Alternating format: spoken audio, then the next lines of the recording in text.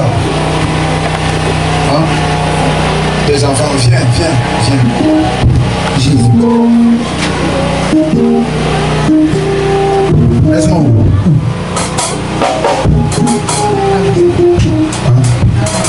Dans la ville. Laisse-moi avec toi. Tu veux que Dieu fasse quoi pour elle? Vous êtes désolé. Ça veut dire que ça ne donne pas.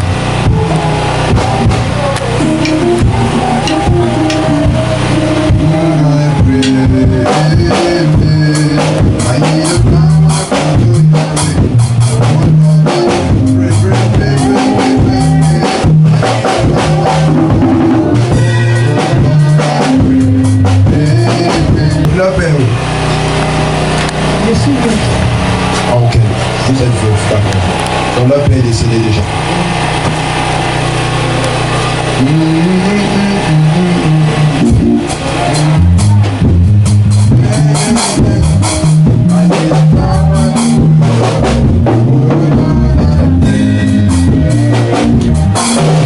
Quand votre mari est mort, est-ce qu'il y a un de ses frères qui vous a approché, qu'il voulait que vous deveniez sa femme?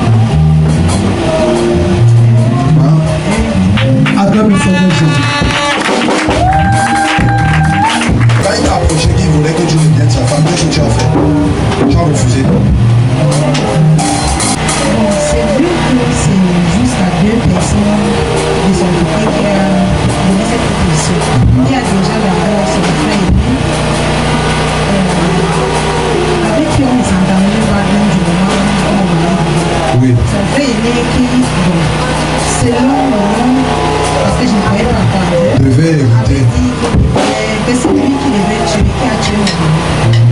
Du coup, quand il m'a approché, parce qu'il a fait un accident très grave, il a fait un avortage général. Oui. C'est sur ce lit d'hôpital, on avait interdit à mon mari de pas aller là-bas parce qu'on avait déjà dit quelqu'un devait faire un accident grave. Et si tu n'y vas pas connaître la vie, il va t'embrasser. Non, moi je vais te dire pourquoi ton mari est mort. Ton mari devait succéder à quelque chose. Vrai ou faux? Vrai. Il devait succéder à quelque chose, à une chose bizarre, peut-être là, le truc là. Il a refusé. Il a dit qu'il ne veut pas les choses là. C'est de là que c'est venu. C'est de là que sa mort est venue. Votre mari. C'est de là que c'est venu. Et effectivement, on l'a tué. Maintenant, un de ses frères est venu vers toi. Il a dit qu'il veut que tu deviennes sa femme. D'accord. Tu as refusé. C'est avec lui que moi je suis. Je ne suis même pas avec l'autre. Tu as refusé. Et quand tu as refusé, il s'est fâché. Il a dit des paroles. Il a même sorti ça en dialecte. Il a dit des paroles. Il a sorti. Et dans les choses qu'il a même eu à sortir, c'était un peu comme du genre. Je vais te montrer en fait que c'est moi qui suis le chef de famille. C'est moi en fait qui détient la famille ici. Il allait faire des imprécations contre toi et contre tes enfants. Parce que le feu qu'il y a actuellement entre toi et tes enfants, ça a commencé après le décès de ton mari. Ce n'était pas comme ça que c'était à l'époque. Ce n'était pas comme ça que c'était à l'avant. Avant en tout cas. Il y a eu le feu après ça. Parce qu'il a mis ce feu-là. Et c'est pour ça qu'aujourd'hui, il y a donc division entre toi et tes enfants. Division entre elle-même et toi. Et où même tes choses même aussi ne marchent pas. C'était venu de là-bas. C'est de là-bas que ça s'était passé. Et je t'explique, il a pris la terre. Après avoir pris la terre, il a fait des incantations là-dessus. Il a soufflé. Et ça part. Que Dieu punisse le sorcier. Il a cherché le problème. Je dis que Dieu punisse le sorcier. Au nom de Jésus-Christ. C'est de là que ça vient. C'est de là que ça vient.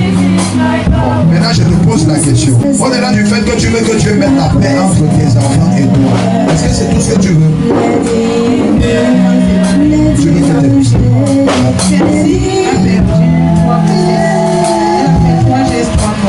Elle a un serpent dans son ventre. Celle-ci. Oui, celle-ci. Elle a un serpent dans son ventre. Et c'est le serpent là qui avale le fruit de sa conception. Ça c'est de 1. Et de 2, la quasi-totalité des hommes même qu'elle rencontre, ce sont des sorciers. Ça dit que c'est proclamé en fait, on envoie des agents agents des ténèbres pour venir filer son étoile, pour venir sucer son étoile.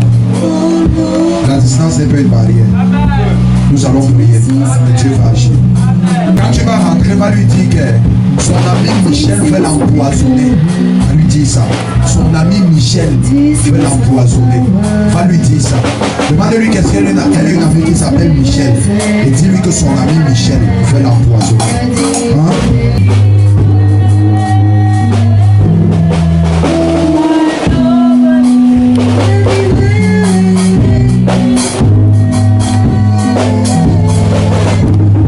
Acclamons le Seigneur Jésus-Christ.